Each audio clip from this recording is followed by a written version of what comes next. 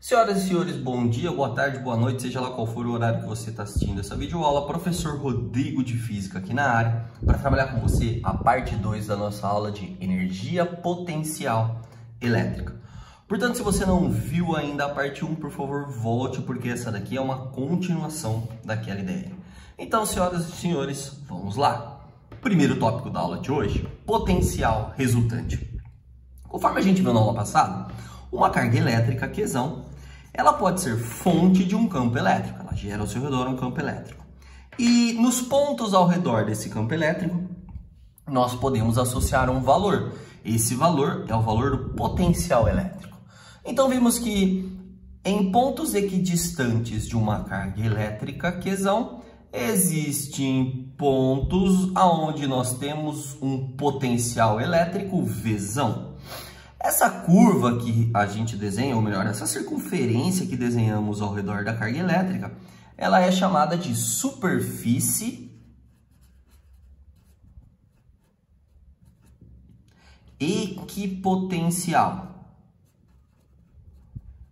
O que significa que qualquer ponto em cima de uma dessas linhas, você tem o mesmo valor de potencial associado. E esse potencial, a gente já sabe, é calculado pela expressão K dividido por distância d. O que acontece agora é que, além de ter uma carga Qzão, nós vamos colocar próximo a ela uma outra carga Qzão, que pode, por exemplo, assumir um sinal de negativo e que também vai produzir um potencial elétrico. Então, vamos assumir que essa aqui é a carga Qzão com potencial. É a carga QA e produz um potencial VA. A carga QB vai produzir também suas superfícies equipotenciais, suas linhas equipotenciais, gerando o potencial VB. Em um determinado instante, os potenciais VA e VB, eles irão se encontrar. E nesses pontos de encontro, você vai então trabalhar com o conceito de um potencial resultante. O que seria um potencial resultante? Ele seria simplesmente a soma do potencial da carga A com o potencial gerado pela carga B. Pura e simplesmente só isso. A soma de dois valores, a soma de dois escalares. Diferente do que acontecia no conceito de campo elétrico resultante, você deveria fazer uma análise aqui de ângulo, de direção e tudo mais. Aqui não, com potencial é apenas uma soma de valores. Então, nesse caso, por exemplo, potencial da carga A, K, QA pela distância A. Potencial da carga B, K, QB pela distância B. Com um detalhe apenas que a carga B é uma carga negativa, então a gente assumiria esse sinal de menos. Isso, trabalhando com jogo de sinais, acabaria nos levando a um potencial que sairia por uma subtração. Mas se essa carga também fosse positiva, seria mais uma soma. E apenas isso. Senhoras e senhores, então, quando você for calcular um potencial resultante, você precisa descobrir onde você quer determinar esse potencial. Então, por exemplo, aqui nesse ponto, essa vai ser a distância A. Aqui nesse ponto, essa vai ser a distância B. Se a distância A e a distância B forem, por exemplo, iguais e essas cargas forem de sinais opostos, como aqui no meu exemplo, esse potencial resultante seria nulo naquele ponto. Mas, ao contrário, você determina o valor desse potencial resultante. E algo parecido vai acontecer com a energia potencial resultante. Quando temos apenas duas cargas, a energia potencial é dada pela ideia de que energia potencial entre carga A e carga B vai ser K, QA, QB, dividido pela distância entre elas. Mas se colocarmos uma terceira carga, passamos a ter um sistema de cargas. E aí a energia potencial resultante será a soma de todas as energias potenciais do sistema. Então você vai ter que considerar a energia potencial entre A e B, mais a energia potencial entre A e C, mais a energia potencial entre B e C. Então, no caso de um sistema de 3 ou mais cargas, a energia potencial é a soma das energias potenciais entre todas essas cargas, independentemente do sinal entre elas. É assim que você vai fazer essa análise. Então, por exemplo, no nosso caso aqui, teríamos uma energia potencial elétrica resultante dada por K, QA, QB, dividido por a distância AB. Então, pegaria essa distância aqui, ó, entre A e B, mais K, QA, QC, dividido pela distância AC. Então, pegamos os valores da carga A e da carga C pela distância AC, mais K, QB, QC, dividido pela distância BC. E lógico, levando em consideração que se o sinal de B for negativo, você traz esse negativo para cá, traz esse negativo para cá e trabalha com o conceito de energia potencial resultante. Então, senhoras e senhores, diferentemente do que acontecia com força resultante, onde você fazia uma análise vetorial, aqui não, a análise é apenas escalar. A gente pura e simplesmente soma valores. Portanto, potencial resultante, energia potencial resultante. Bom, e continuando aqui, finalmente chegamos a outros dois tópicos que agora tem uma abordagem conceitual um pouquinho mais complexa. E no caso vão ser o teorema da energia cinética e o teorema da energia potencial.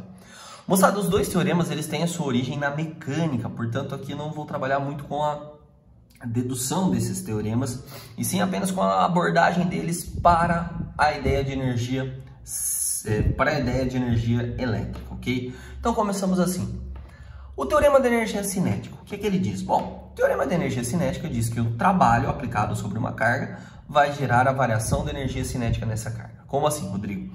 Então, se você tem um corpo e você aplica uma força, se essa força gerar um deslocamento nesse corpo, então você tem um trabalho, o trabalho era força vezes deslocamento. Isso produz um aumento na energia cinética, ou seja, a velocidade da sua partícula altera-se, ela aumenta. E assim, então, você tem uma variação da energia cinética. E esse, então, é o teorema da energia cinética.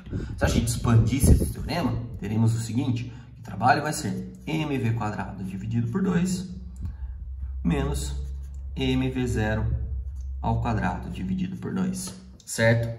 Bom, teorema da energia potencial. Senhoras e senhores, aqui a ideia é bem parecida. Porque como a gente bem sabe, toda vez que a energia cinética, por exemplo, aumenta, a energia potencial tende a diminuir. Então, no nosso caso, o trabalho sendo aplicado gerando um aumento de energia cinética, no caso da energia potencial, produziria uma redução no seu valor. Por isso, o teorema da energia potencial aparece como sendo a variação da energia potencial, mas com esse sinalzinho aqui de menos. Então, se a gente expandisse essa ideia, o que teremos seria o seguinte: que trabalho é menos a variação da energia potencial elétrica. E aí, o que é uma energia potencial elétrica? Ela é dada por energia potencial final menos a energia potencial inicial. E esse sinalzinho aqui de menos aqui na frente, certo? Esse sinalzinho de menos inverteria as duas posições. Então, ficaríamos com energia potencial inicial menos energia potencial final. E aí, o que é energia potencial? Energia potencial é carga vezes potencial, nesse caso, potencial inicial, menos carga vezes o potencial final. Portanto, se colocarmos a carga em evidência, o trabalho da energia potencial elétrica vai ser dado por carga vezes potencial inicial menos potencial final. Por muitas vezes, essa expressãozinha aqui acaba sendo vista como trabalho da carga como sendo potencial A menos potencial B e assim por diante. Trabalho da carga vai ser a carga vezes o potencial de onde eu saio, menos o potencial de onde eu chego e tudo mais. Senhoras e senhores, muita atenção e, por favor, não confunda. Esse Vzinho minúsculo aqui é o Vzinho de velocidade. Esse Vzão maiúsculo aqui é o Vzão de potencial. São grandezas completamente distintas, são completamente diferentes, ok? Então, a gente vai ver na aplicação de exercícios muitas abordagens com essas duas interações da teorema da energia potencial e do teorema da energia cinética, ok? Bom, galera, então tá aqui teorema da energia potencial, teorema da energia cinética.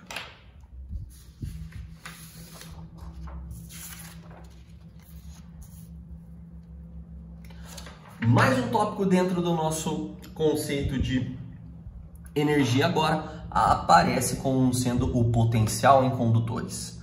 Porém, antes, vamos relembrar uma ideia? Senhoras e senhores, nós vimos um tópico muito parecido com esse quando foi em campo elétrico. O que vimos foi o seguinte: se você tivesse uma esfera, por exemplo, condutora, carregada positiva ou negativamente, o que acontecia com o campo elétrico nessa esfera? Bom, o que acontecia era o seguinte: dentro da esfera ele não existia, ele assumiu um valor zero. E da superfície externa da esfera para frente, ele vinha de um valor máximo e decaía conforme aumentávamos a distância. Então, nós vimos que o campo elétrico máximo, ele era dado por Kq dividido por R ao quadrado. Independentemente de essa carga ser positiva ou negativa, essa era a ideia que você tinha. Dentro não há campo e fora ele é o máximo e vai diminuindo conforme a distância. Algo muito parecido acontece aqui para potencial, certo? Só que agora temos que diferenciar o potencial de uma carga positiva para o potencial produzido por uma carga negativa. Começando então com a região interna de potencial. A gente viu que para determinar essa ideia de que o campo elétrico aqui dentro era nulo, nós precisamos fazer análise de vetores. E nós vimos que os vetores que sairiam de cada uma das cargas se anulariam aqui no interior. Se a gente pensasse de forma parecida, aqui a gente teria que verificar quanto vale o potencial no meio das cargas, supondo que cada uma dessas carguinhas produzisse um potencialzinho pequenininho. E assim, o que verificaríamos seria o seguinte, que na realidade o potencial não se anularia aqui no meio, e sim assumiria um valor constante. Então a gente diz que dentro da carga elétrica, nós temos um potencial fixo máximo. E à medida que nos afastamos dessa carga, o potencial vai diminuindo dessa maneira. Rodrigo, mas isso é muito parecido com o campo. Sim, quais são as diferenças? Então a diferença é a seguinte, que essa redução é mais abrupta no campo, afinal de contas aqui a distância tem um fator quadrático. Aqui ela é mais suave, mas também continua diminuindo conforme a distância. Dentro o campo é nulo e agora aqui fora, ou melhor, agora aqui no caso do potencial, o potencial é máximo no caso da carga positiva. No caso da carga ser negativa, o que acontece é que a gente vai acabar assumindo um potencial elétrico máximo negativo para essa carga. Então aqui eu tenho o potencial elétrico mínimo, poderíamos dizer assim. E à medida que nos afastamos, esse potencial vai aumentando, tendendo a zero. E assim, nós temos a mesma ideia, só que agora para carga negativa. Então, senhoras e senhores, o potencial elétrico em condutores é constante no interior do condutor, seja ele positivo ou negativo, e depois ele vai se alterando conforme a distância à medida que nos afastamos dele, ok? Então, potencial em condutores. E, por fim, senhoras e senhores, o potencial elétrico em um campo elétrico uniforme. Então, a gente sabe que entre placas paralelas carregadas com cargas opostas, surge um campo elétrico, ok? Bom, mas além de um campo elétrico, a gente poderia fazer uma análise do potencial elétrico. O que acontece aqui? Como vimos lá na primeira aula, o potencial ele é sempre perpendicular ao campo. Portanto, aqui, por exemplo, teríamos um potencial A. Aqui nessa região, poderíamos atribuir um potencial B. E assim por diante. As linhas de potencial são sempre perpendiculares ao campo, certo? Bom, e aí qual seria uma possível análise nessa situação? Uma análise, por exemplo, da colocação de uma carga elétrica aqui dentro. E essa carga elétrica Qzinho, ela então sofreria a ação desse campo elétrico com a ideia de força, ou ainda ela adquiria energia devido à presença de um potencial. Então, senhoras e senhores, olha o que acontece quando a carga Qzinho cai nessa região aqui do potencial A. Esse potencial A, ele assume valores maior do que o potencial B, certo? Pois ele está mais próximo da carga positiva. E a gente viu então que uma carga positiva, ela sempre tende a se mover espontaneamente para valores de potencial menor. Então a carga positiva ela vai se movimentar para essa região aqui. Com essa movimentação, vai acabar diminuindo a sua energia potencial, aumentando assim a sua energia cinética.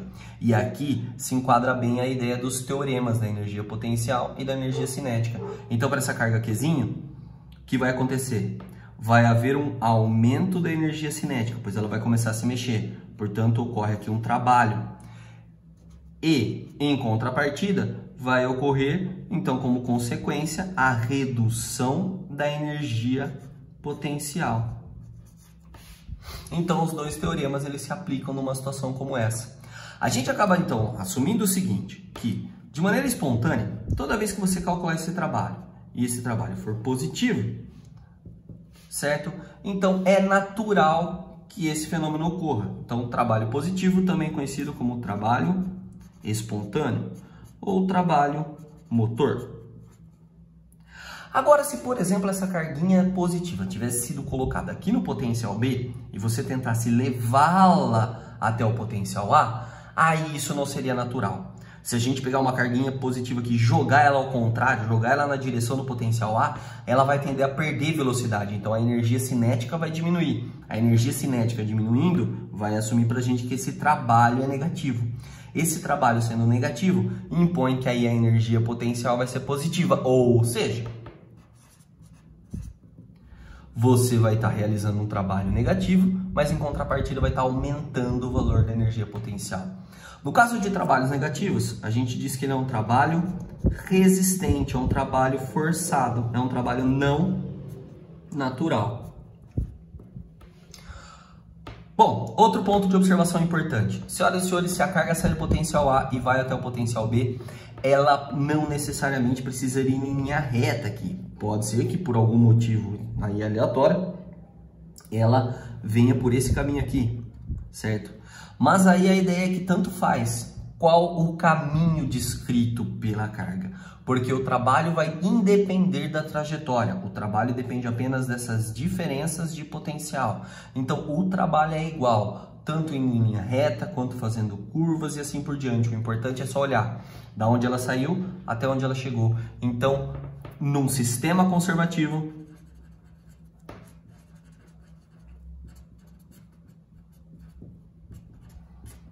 o trabalho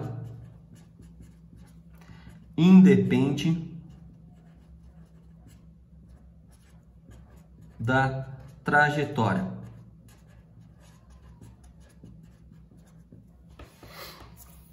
E por fim, vamos explorar matematicamente um pouquinho dessa situação. Afinal de contas, a gente sabe o seguinte, que esse trabalho pode ser dado por variação da energia potencial. Porém, quando a gente trata de uma situação de campo elétrico uniforme, a força aplicada ao longo dessa trajetória como um todo, ela é constante. Então a gente poderia trocar a ideia de que trabalho é força vezes deslocamento, certo? Vezes cosseno de θ, aquela famosa equação de trabalho lá da mecânica. E aí a variação da energia potencial a gente pode trocar na equação que vimos hoje. Ela é carga vezes o potencial inicial menos o potencial final. Senhoras e senhores, a gente sabe que força, no que se refere à eletricidade, ela pode ser substituída por carga vezes campo. Então a gente poderia fazer essa troca. Carga vezes campo vezes distância, assumindo esse cosseno de θ igual a 1, ou seja, a força e o deslocamento estão na mesma direção e sentido, certo? Aqui a gente fica com Q vezes V0 menos V. Carga desse lado podem se anular e podemos assumir o seguinte, que essa conta de menos entre dois potenciais, ela é chamada de diferença de potencial e pode ser substituída por uma única letra, pela letra U. E, portanto, E vezes D fica igual a U. Essa é a relação, por muitos é chamada de EDU, mas eu prefiro E de U, pois assim eu não esqueço que é o E vezes D que acaba sendo igual ao U. O que entendemos a respeito dessa equação é o seguinte, pessoal, que se a gente pegar o valor do campo elétrico e multiplicar pela distância entre dois pontos dentro desse campo elétrico uniforme, a gente encontra a diferença de potencial que existe entre esses dois pontos. Verificaremos que em muitas situações e muitos exercícios, essa equação da EDU também vai se fazer necessária. Senhoras e senhores, então vamos lá, vamos recapitular tudo. Potencial elétrico num campo elétrico uniforme. Num sistema conservativo, o trabalho vai depender da trajetória. E Q vezes D igual a U. Potencial dentro de condutores é constante e depois muda conforme a distância entre esses condutores. Teorema da energia potencial. O trabalho é a variação da energia cinética ou o trabalho é a variação da energia potencial. Só que com um sinalzinho de menos ali. Então aqui na variação da energia cinética, mv² sobre 2 menos mv0² sobre 2. E na energia potencial, carga vezes potencial inicial menos potencial final. E por fim, vimos hoje potencial resultante. No caso de potenciais, uma soma de potenciais. No caso de energia potencial resultante, uma soma de energias. Galera, tudo isso complementado pela parte 1 fecha a nossa história de energia potencial.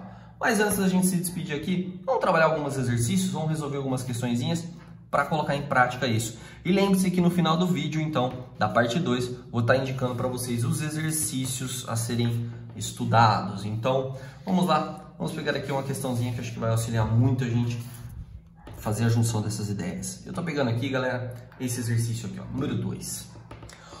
Uma carga elétrica pontiforme Qzinho de 2 vezes 10 a menos 9 coulombs em um campo elétrico é deslocada de um ponto A, no qual o potencial vale 800, até um ponto B, no qual o potencial vale 200 volts. Letra A. Essa carga, ela ganhou ou perdeu energia potencial ao passar do ponto A para o ponto B? E quanto ela ganhou ou perdeu? Letra B. Determine o trabalho da força elétrica que atua deslocando a carga do ponto A até o ponto B. E letra C. Compare os itens obtidos na letra A e na letra B. Senhoras e senhores, então vamos lá, vamos começar assim. Essa carga está saindo de um ponto A, essa carga é positiva, é uma carga Qzinho. Ela está saindo do ponto A, onde existe um potencial que vale 800. E indo até um ponto B, onde existe um potencial que vale 200. O fato desses dois potenciais serem positivos, eu então vou entender como o seguinte. Existe em algum lugar uma cargona positiva, Qzão, que está produzindo esses potenciais. Então o potencial B seria 200 volts. Seria um potencial grande, está pertinho dela. E o potencial A, 800 volts, seria um potencial pequeno, um potencial menor, certo? E aí, a nossa carguinha Qzinho, que também é positiva, ela vai ser deslocada desse lugar A e vai em direção a esse local B. Então perceba, é uma positiva sendo aproximada de outra positiva. Isso não é natural, certo? O que acontece é que se a gente soltasse essa carguinha, naturalmente ela iria mais afastar-se, ela iria mais longe ainda, certo? Ela iria aumentar a sua energia cinética e, portanto, diminuir a sua energia potencial. Aqui vai ficar claro para a gente que ela vai aumentar a sua energia potencial, porque ela tem uma tendência em perder velocidade. Então, vamos fazer o seguinte, para descobrir se ela ganhou ou perdeu energia potencial e quanto ela perdeu, a gente vai calcular energia potencial em A e depois energia potencial em B. Energia potencial em A, K, Q dividido por D, se nós conhecêssemos o valor dessa carga, ou, como é o nosso caso, não conhecemos, energia potencial em A é dada por Q vezes VA. Então, energia potencial em A vai ser o valor da carga 2 vezes 10 a menos 9 vezes 800. Energia potencial em A vai ficar 2 vezes 8, 16, com 2 zeros, 1.600 vezes 10 a menos 9. Se a gente trabalhar com notação científica, 1,6 vezes 10 a menos 6 joules de energia. Energia potencial em B.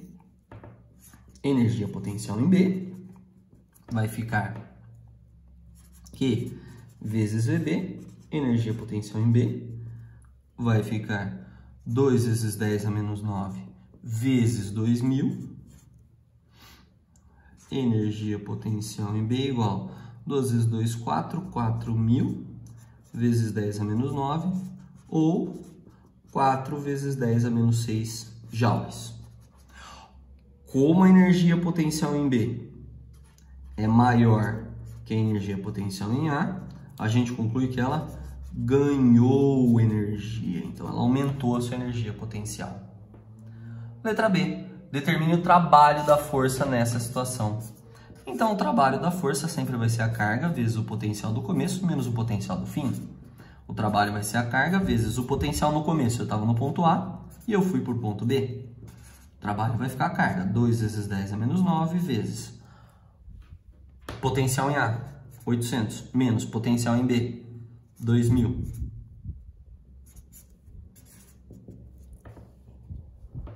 O trabalho vai ficar 2 vezes 10 a menos 9, 800 menos 2000, nós teríamos aqui 1.200.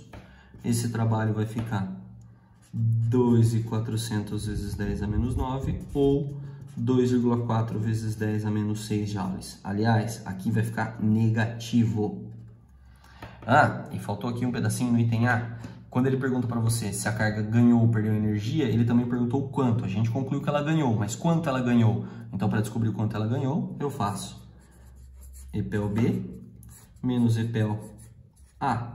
E aí, 4 vezes 10 a menos 6 menos 1,6 vezes 10 a menos 6, isso daria 2,4 vezes 10 a menos 6 joules. Compare e interprete os resultados do item A e B. Bom, no item A a gente verifica que ele aumenta a energia potencial. No item B a gente verifica que o trabalho é negativo. Senhoras e senhores, qual é a análise que a gente faz disso? Bom, vamos lembrar de um detalhe? Lembra da equação? Trabalho é menos a variação da energia potencial, lembra do teorema? Nesse caso aqui, o nosso trabalho deu negativo. Então, colocando aqui um sinal de negativo, aqui tem que ser exatamente positivo. Então, qual é a interpretação que a gente faz disso? Bom, a gente faz a seguinte interpretação.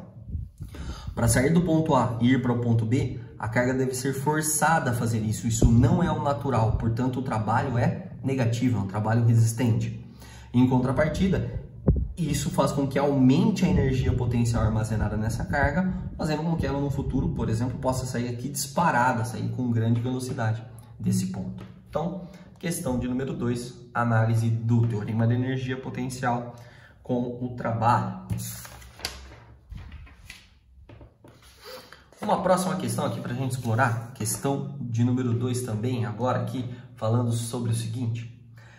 Na figura estão representados no plano XY linhas equipotenciais espaçadas de 1 volt.